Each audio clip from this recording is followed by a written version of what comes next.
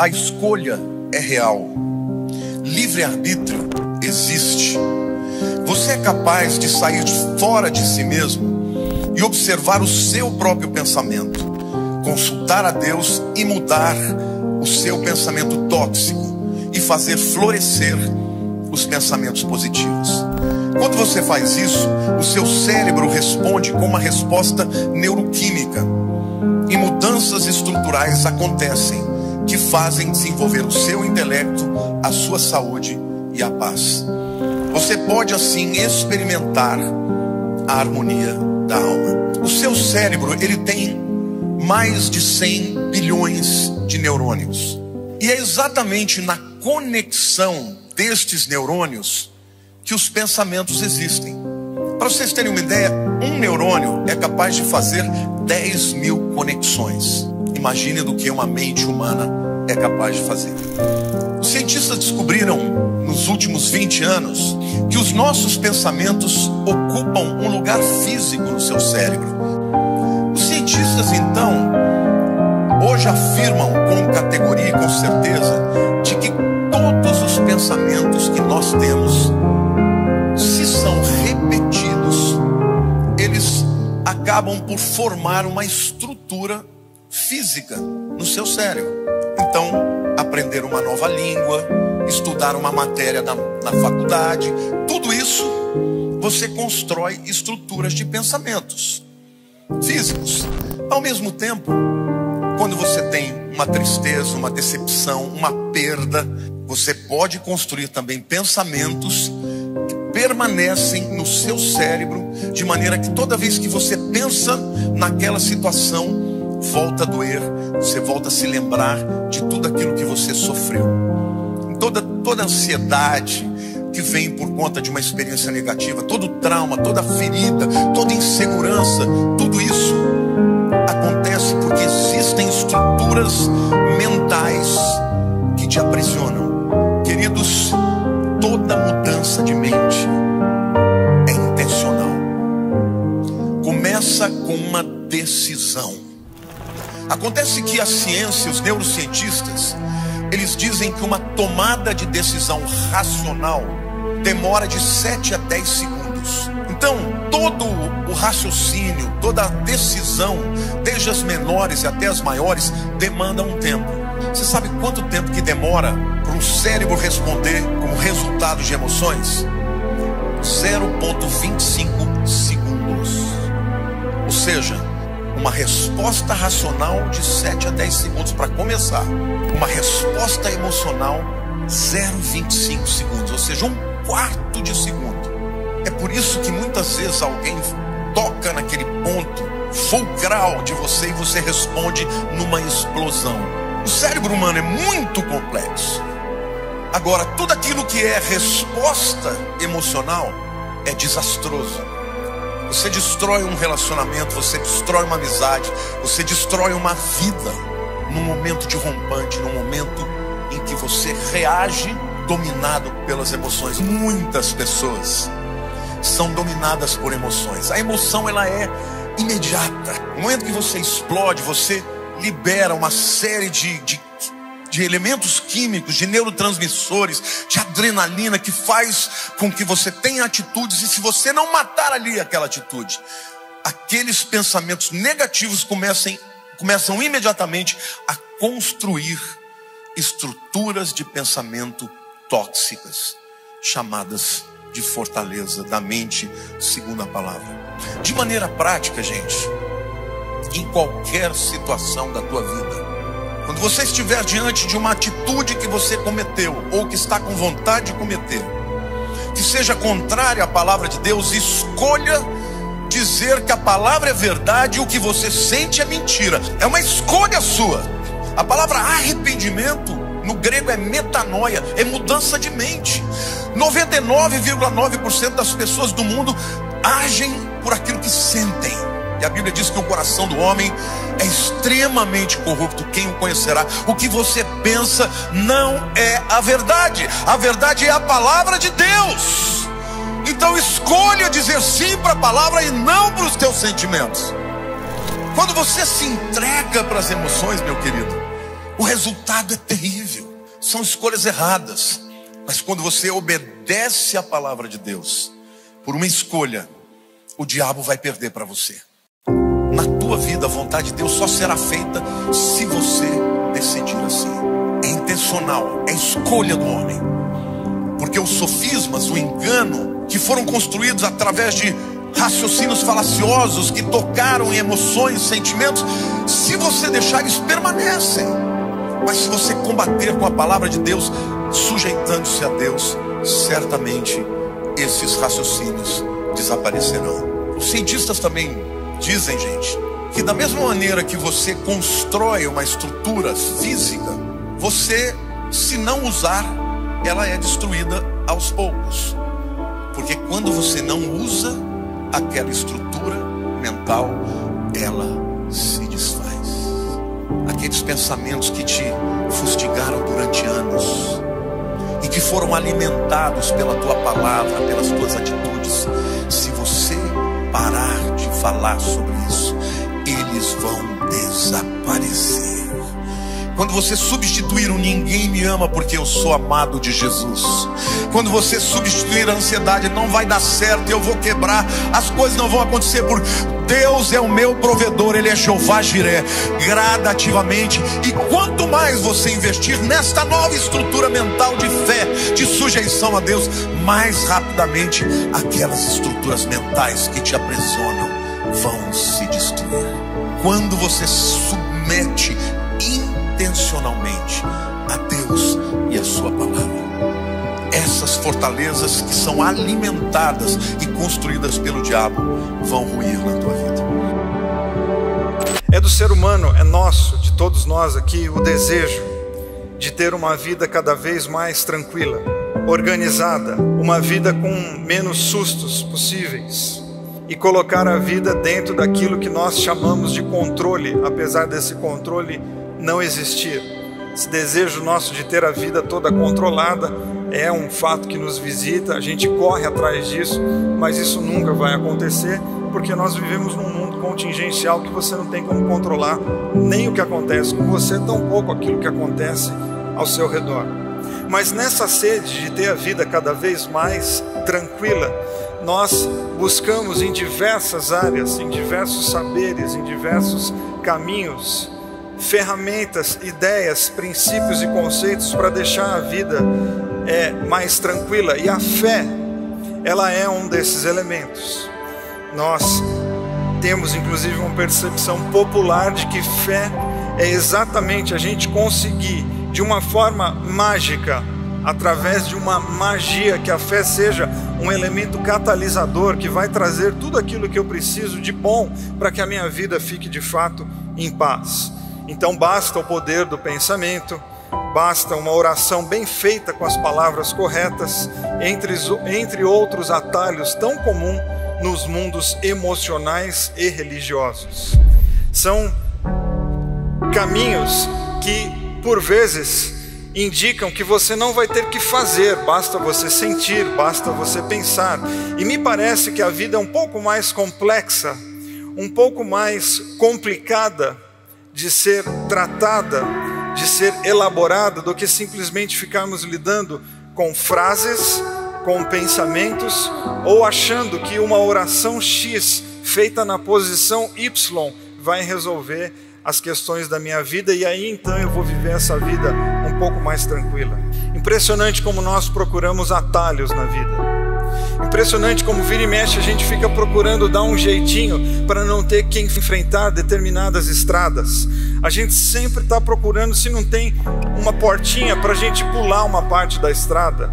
E eu fico pensando que se o tempo investido procurando atalhos fosse usado para caminhar na estrada, talvez a gente chegaria antes em tudo. Mas a gente insiste em ficar procurando atalhos e atalhos e atalhos, e o tempo vai passando, e os atalhos roubam mais o nosso tempo, e alguns atalhos roubam mais ainda as nossas forças, e alguns atalhos deixam o nosso caminho mais longo ainda. Então a gente quer seguir com fé, mas dependendo da fé, esse seguir se torna mais pesado, mais difícil, e o caminho ainda mais longo. Fé em Deus é acreditar que Deus inicia processos. Deus, Ele começa coisas na tua vida, Ele dá empurrões na tua vida, mas você tem que se sentir parte fundamental do processo, porque ninguém pode fugir do protagonismo da própria história. Senhor, vai dar tudo certo? Não, porque tudo é muita coisa, vai dar bastante coisa errada, mas continue. Porque não existe realização de sonhos sem enfrentamento de desafios, não existe. Você quer realizar um sonho? Quero, muito. Qual é? Responda qual é o seu sonho. Então, quantos desafios você está disposto a enfrentar para realizar o seu sonho? Porque não existe realização de um sonho sem o enfrentamento de muitos desafios. Continue andando. Continue caminhando. Não desista da trilha. Não desista da vida, porque a obra de salvação que Deus pode fazer maior do que abrir um mar, sabe qual é? Conseguir abrir esse teimoso coração que nós temos. E para lidar com o teu coração, repito, ele vai ter que lidar com as tuas tradições. Você vai ter que ficar de frente com um tanto de coisa, um tanto de manias que você e eu já temos. A gente quer que Deus... A gente tem a expectativa de que todo dia chova praga na cabeça dos nossos problemas para eles se dissolverem. A gente quer abracadabras. A gente quer fórmulas mágicas, a gente quer orações corretas, a gente quer versículo que a gente fala e desenrola tudo. É isso que a gente quer, e Deus está dizendo, não vá, as coisas não são resolvidas assim. Isso é pontual, acontece uma hora na história como uma lembrança, acontece na história como uma metáfora, acontece na história como um memorial para a gente se organizar, mas o que de fato é importante é a gente entender aquilo que pode acontecer dentro do nosso coração, que é a coragem. Coragem para a gente continuar, porque quantas vezes você já teve vontade de parar? Quantas vezes você já teve vontade de desistir? E toda vez que a gente para, a gente deixa com que o passado se aproxime um pouquinho mais, porque o passado fica se mexendo e você está parado. Toda vez que você deixa de continuar, as questões das quais Deus te livrou, elas chegam um pouquinho mais perto, porque o passado está, que as coisas lá de trás estão se mexendo, e você está parado, e Deus está dizendo, não, continua. Porque fé em Deus, ela é para seguir, ela gera movimentos que nos levam para frente. Então para pensar o seguinte, o que você prefere? Encarar a novidade? Ou você prefere viver aquela mesma situação da qual você reclama há 400 anos? Não, nem pensar que eu quero voltar. Então marcha. Então continua andando. Então continue indo atrás de algo que faça você se movimentar. Mas não caia na ilusão das frases de efeito, porque elas não vão mudar a tua vida. E aí a gente ouve frases do tipo, não tenha medo. Como não tenha medo? Eu não escolhi ter medo. O medo tem, ele que me tem às vezes. E a vida, quando a gente fala de coragem, não é para você deixar de ter medo, porque a coragem não é que assim ela chega e o medo vai embora. A coragem vem para equalizar o medo. Inclusive o medo às vezes ele é super importante, sabe por quê? Com medo a gente evita de fazer tanta bobagem na vida. Medo significa que a gente tem noção do drama da existência humana. A gente precisa de medo. Mas a gente também precisa da coragem, porque o medo paralisa, e a coragem faz com que a gente lide com o medo, de modo que a gente continue caminhando. Então vamos colocar no chão essa ideia de que não, eu não posso mais ter medo. Você vai ter medo. A questão é que você não pode mais se permitir se travar diante dele e ficar olhando para trás e dizendo, e agora o que eu faço? Porque fé é o quê? Continue caminhando.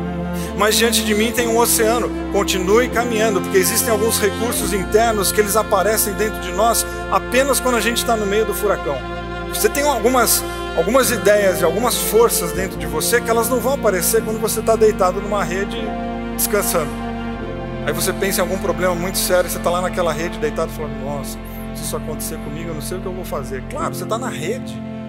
Quando é que eu vou descobrir alguns recursos que eu tenho aqui dentro? Quando eu enfrentar as lutas que estão diante de mim. É nessa hora que muitas coisas aparecem. A necessidade gera habilidade? Sim, gera. Às vezes eu preciso, é o famoso pagar para ver. Às vezes eu preciso dar o salto. Eu preciso criar coragem e lembrar o seguinte, eu tenho o inesperado de um mar diante de mim e eu tenho 400 anos de aprisionamento atrás de mim. O que você quer? Você quer viver aquela mesmice, aquela monotonia que você está reclamando há 20 anos, ou você quer lidar com alguma coisa nova? Então a coragem é o que? É um desdobramento que nós temos dentro de nós. em que ela sublima um pouquinho o nosso medo para a gente conseguir seguir adiante. E quando a gente pensa em mar, mas é esse mar de problemas que todos nós aqui enfrentamos, de tamanhos distintos, de natureza distinta, com nomes diferentes. Mas se tem uma coisa que nos iguala, é o fato de que cada pessoa aqui tem uma luta, e que talvez essa luta você dê o nome de um mar de problemas.